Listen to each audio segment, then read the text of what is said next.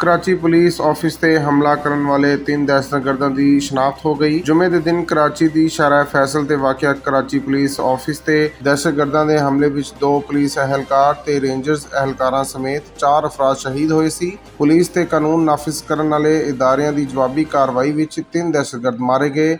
इमारत में तकरीबन 4 घंटे बाद क्लीयर करा लिया गया। टी inspector general east Muqaddas Haider ने दसिया कि हमले विच 3 दहशतगर्द हलाक होए। एक दहशतगर्द चौथी मंजिल ते 2 दहशतगर्द छत ते हलाक होए। उन्होंने दसिया कि हलाक दहशतगर्दां विच एक ने खुद नूं धमाके नाल उड़ाया। राय दे मुताबिक कराची पुलिस ऑफिस ते हमला करन वाले तीनों दहशतगर्दां दी शनाख्त हो गई। जराए दा कहना है कि खुदकुश धमाका करन वाला दहशतगर्द ज़ालानूर शमाली वजीरिस्तान दे नाल ताल्लुक रखदा है, जबकि सिक्योरिटी फोर्सेस दे मुकाबले विच मारिया गया दहशतगर्द कफायतुल्लाह लखी मरवत दे रहायशी है। तीसरे दहशतगर्द मजीद दे बारे पता चलिया कि इसका ताल्लुक शमाली वजीरिस्तान दे इलाका दत्ता खेल नाल है।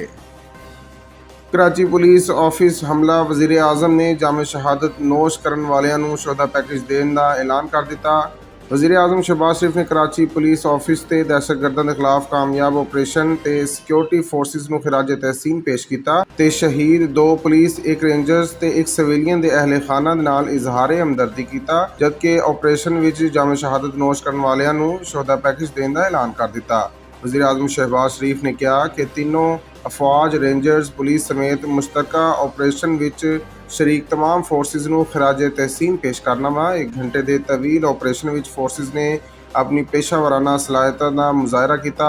उन्होंने मजीद कहा कि ऑपरेशनल तैयारी, पुलिस की इस्तेदाद विच इजाफे ते तवज्जो देनी होएगी। दहशतगर्दी का नासूर खत्म करने लई पूरी रियासती कुव्वत का इस्तेमाल करना पेगा।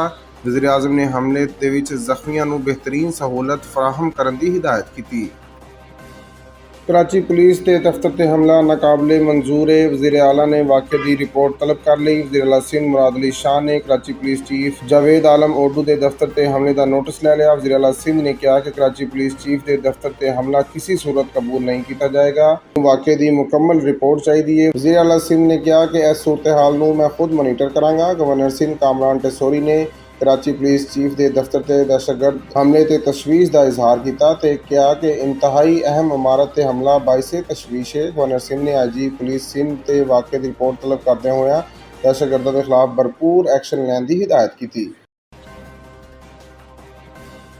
ससुराल दे विच 15 दिन गुजरे, घबराने वाले नहीं। साबिक वज़ीर दाखिला शेख रशीद का कहना है कि 15 दिन ससुराल विच गुजार के आया वां। अडयाला जेल तो रिहाई के बाद लाल हवेली वापस पहुंचन ते शेख रशीद ने कहा कि 2 रातां ते 2 दिन मेरे ते भारी गुजरे। 15 दिन ससुराल ते गुजारे, घबराने वाले नहीं। मेरे फोन, घड़ियां ते मेरे पैसे वापस पहुंचाए जान, वरना मुकदमा दर्ज करावांगा। उन्होंने मजीद कहा कि पहले भी 7.5 साल कैद कटी है। पाकिस्तान नूं अल्लाह ते बाद अदलिया बचा सकती है। वाज़ेह रहे कि गुज़िश्ता रोज़ इस्लामाबाद हाई कोर्ट की तरफों जमानत मंजूर होने तो बाद शेख रशीद की रिहाई अमल विच आई सी।